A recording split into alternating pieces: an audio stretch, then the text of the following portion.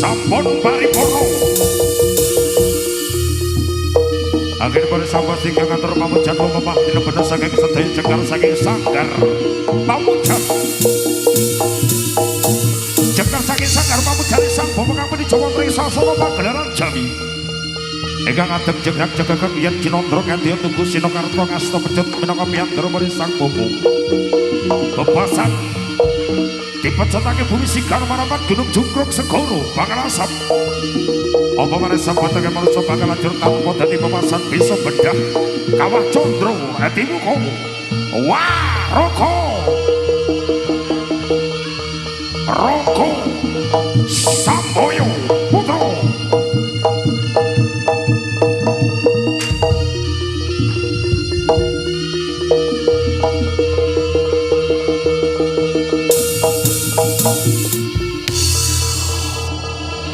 Kloro-kloro sira bisa depan manep datang kang rasa badhe kang lisih gogodhan sami robah. Ingkang sami datang pamane sangga kang pinuju wonten ing sasana pagelaran Jawi. Ingkang adeg jegrak jegageng yen Cinandra kadya tuku Sinakarta. Lara terdas godhane jalma kang aran lumrah. bebasan to jen setan beri bendayangan tedang gedruwo inu banaspati tara tedas gedane sang bokang sedekap salepet mati ngadeg bebasan nutupi baban awas sama mereka konco hindriyo hari sang bobo amamita maranugraning gusti kang gawe pemasik kodrat mugi candraning dening para kadang mitra sami kalis saking sabingolo wah Roko Samboyo Putro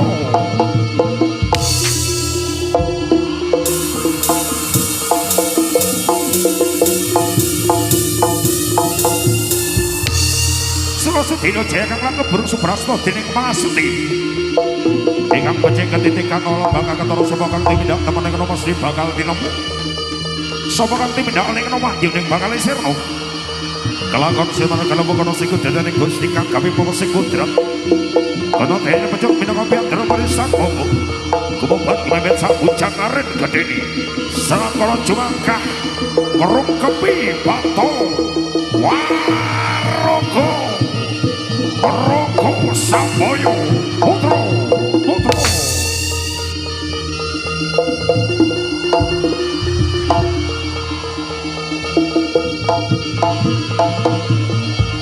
Wasana Jaya Wijayanti Jaya kang lebur suprasna dening Pangasuti Bawasan rawi-rawi rantas Malang diputung agen pada sang sikra alawita mananugrani Gusti kang gawe pemasik kodrat yen tono balak saka kidul bali mengidul yen tono balak saka lor bali mengator yen tono balak saka wetan bali mengitan yen tono balak saka kulon bali mengulon yen tono asalmu saka angin bali dadi angin yen asalmu saka lemah bali dadi lemah yen tono asalmu saka banyu bali dadi banyu yen asalmu saka geni bali dadi geni bali barang urusaning Gusti kang gawe pemasik kodrat sejatine rasa sagundu sakrasa sajiwa saroko kalis saking sambiko wah roko Samboyo Putro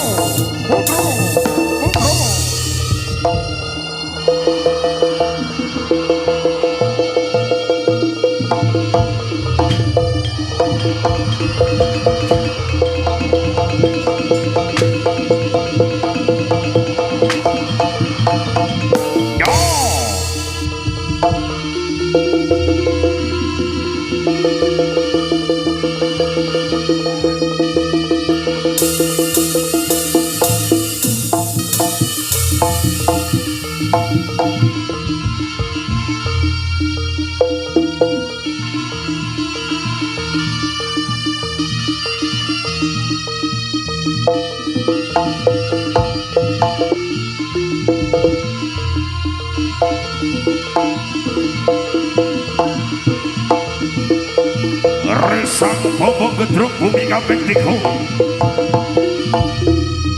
Nimbali dening para kadang putra ingkang tasih lenggah wonten ing sasana busana lampah wonten ing sasana pagelaran Jawi Roko Samboyo Putro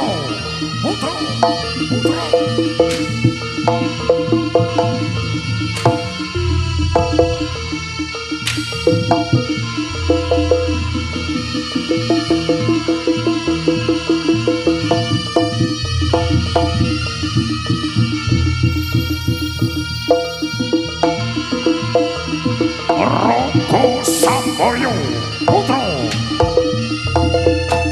Bicil saking sasana busana lumampah wonten ing sasana pagelaran Jawi Andi Netrangga prasu busana kaprajuritan kalih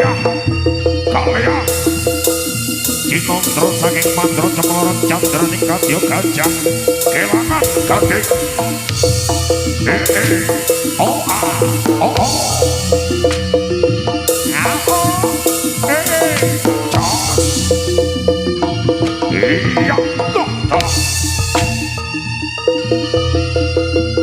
Iya.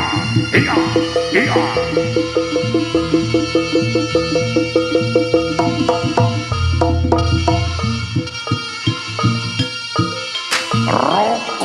Samboyo Putro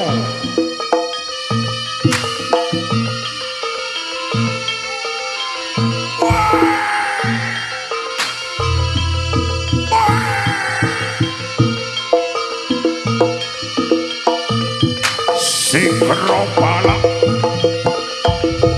candraning dening para kadang putra Andite Trangga merasu busana kaprajritan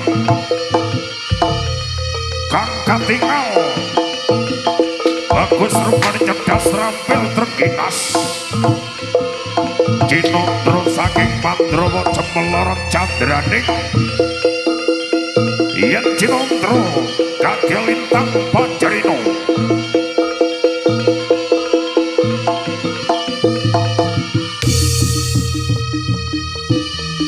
Raka Samboyo Putra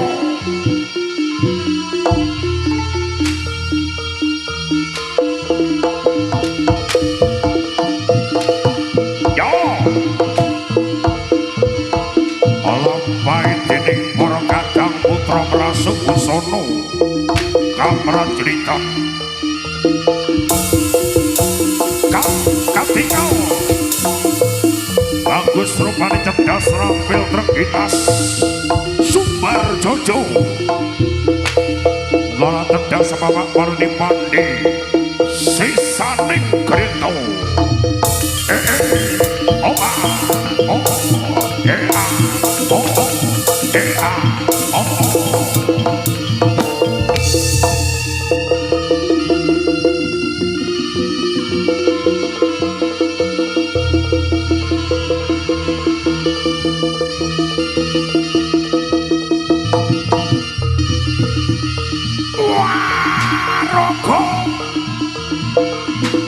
Raka Samboyo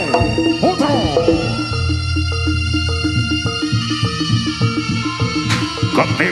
ketembak Micil saking kawasan Kelurahan Ketami Kecamatan Pesantren ingkang kabawah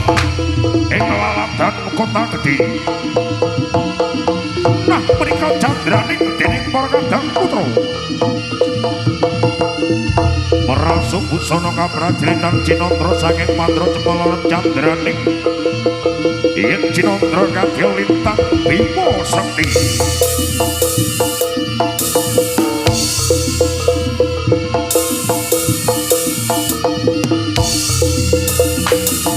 oh iya salah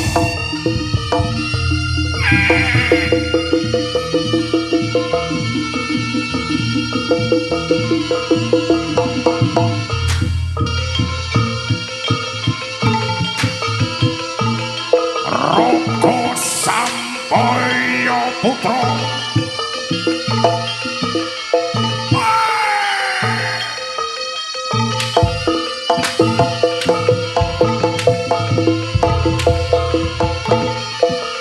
lampahe dening para kadang putra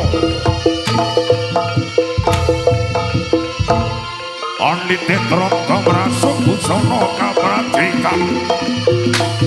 Dampiak cemelorot candraning yen Cinandra kadya sela blekiti sela kang aran watu blekiti kang aran semut kang katingal merampung candraning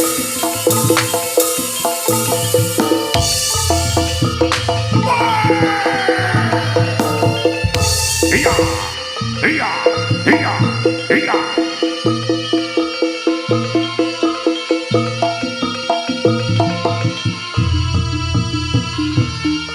Raka Samboyo Putra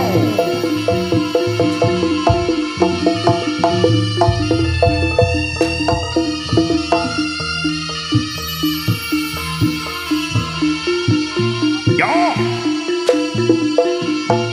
iya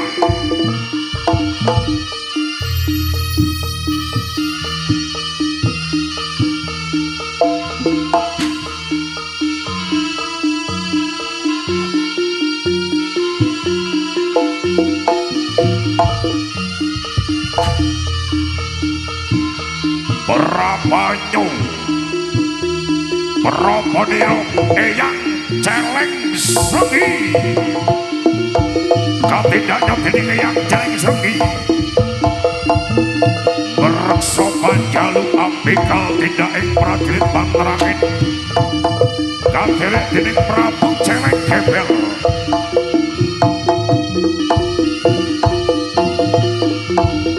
mlebet wontenipun sajroning wana kang aran Wana Lirboyo Wana Alas Lir Gedhe boyo kang aran Pekemuh alas kang jumudhelake bebaya Pekemuh kang gedhe gara-gara kang gedhe kapikal sampurnane kewan alas kang sarta galak wadyabala Prabu Celeng Gembel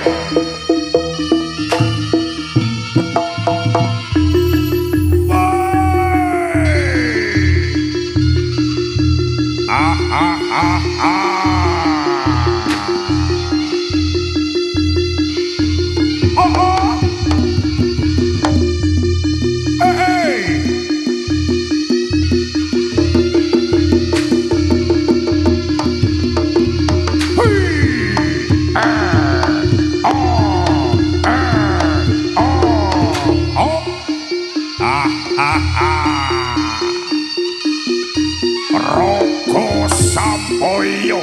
Putra lampaira dening Den Bagus Patih Pujangana kang sinebut Pujangana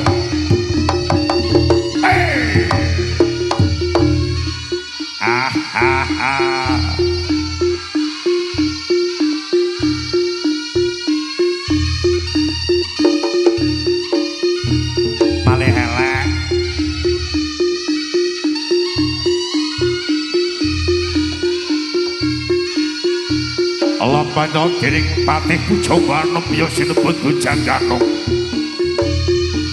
Mijil saking kutha Bantarangin tumuju wonten ing Praja Kedhiri saperlu badhe nglamar Kusumaning Ayu Dewi Sangga Langit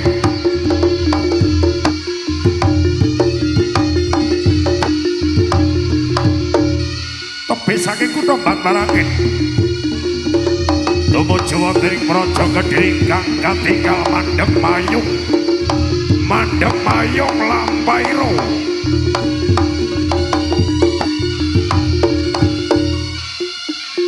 ingkang kathah para kayen raja saking negeri para manca para menteri para bupati nganti cacahe raja 1000 negara ingkang gandrung kayuyun kaliyan Kusumaning Ayu Dewi Sangga Langit Patih Pujangana kula ingkang sowan patih kula semanggaken Gusti Prabu menika nggambaraken Prabu Raja Kelana Sewandana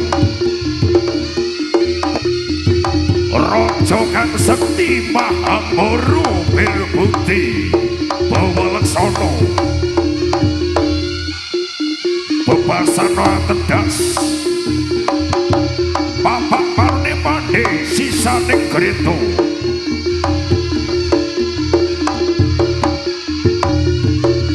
dasar raja kang jayeng palukon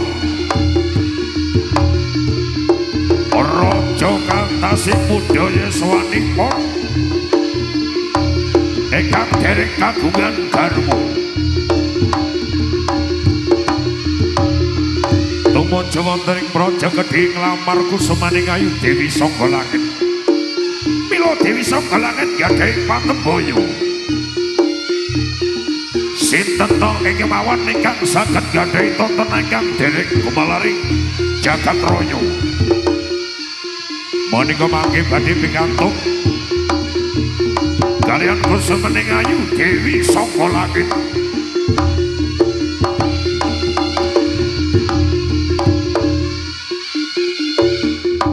Prabu Raja Kelana Sewandana Cacut Caliwondo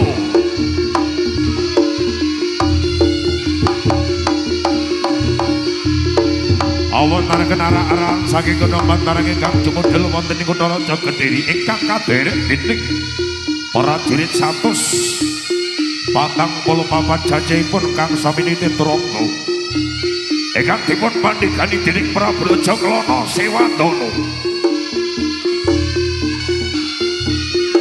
Raja kang jayeng palukon Raja kang sekti Mahabara Birbudi Bawalaksana Bebasana tedas bapak warni pandi sisaning gerito Roko Samboyo Putro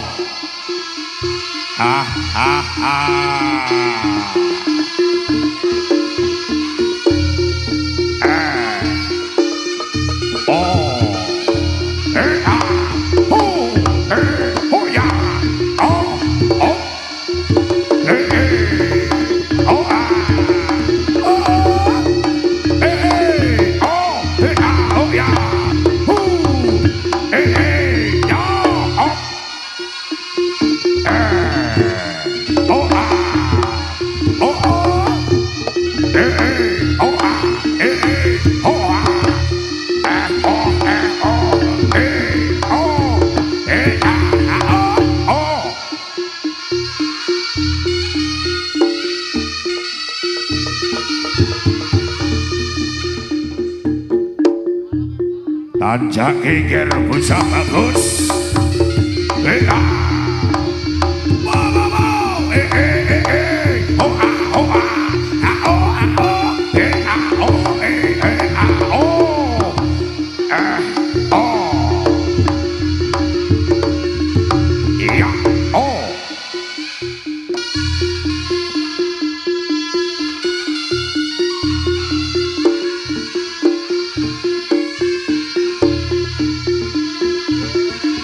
menika gambaraken Patih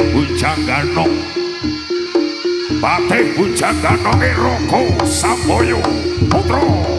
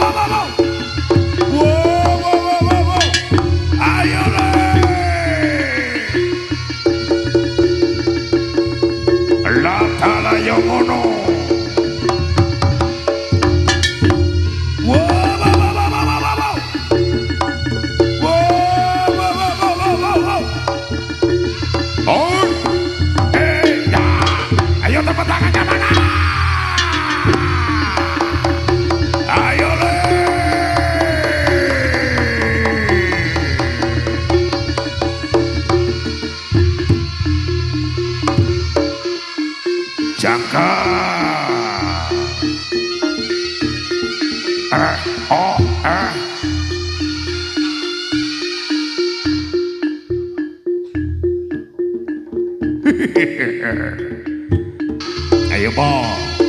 putrane dibantu po. Tanjak geger. On.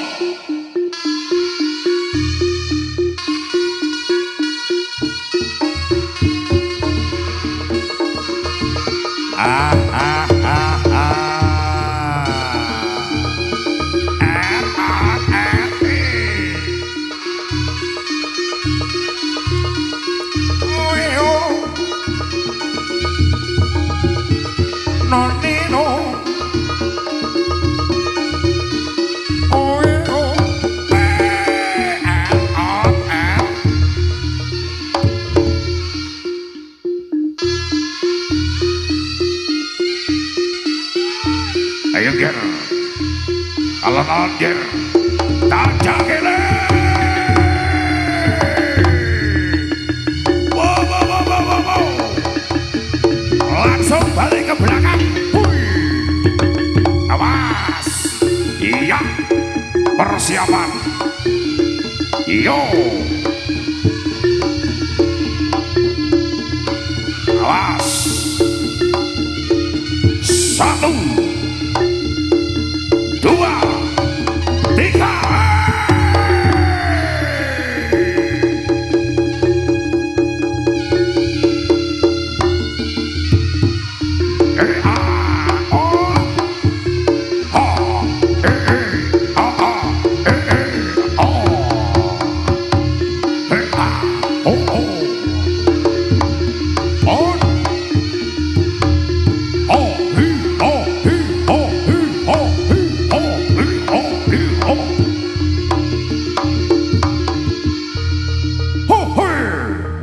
Lampailo dening patih Pujangana bisa sinebut Pujangana kaderek dening Prabu Rajaklana Simantik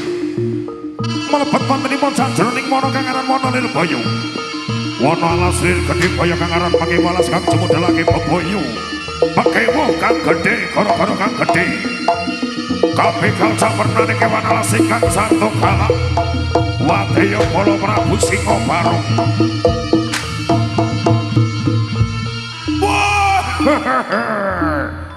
Wajinipun gegerik Jawi ramene Pasewangan Agung wis dadi kembangke lambe kondang jaranane uga seblakar bajute budal saka ketampi kairing irama bekon sikra gedhang plak goyang sing padha nonton sana prabana siwatana kang mangayu bagya wong bakal padha teka ora ketinggalan bacot kyai samandiman yen raga samboyo putra ora nonton eman-eman salam hae tak enteni teko kene sing cek ana adoh ayo padha nyedak mrene salam hae ayo padha sing ana palagan ayo padha sura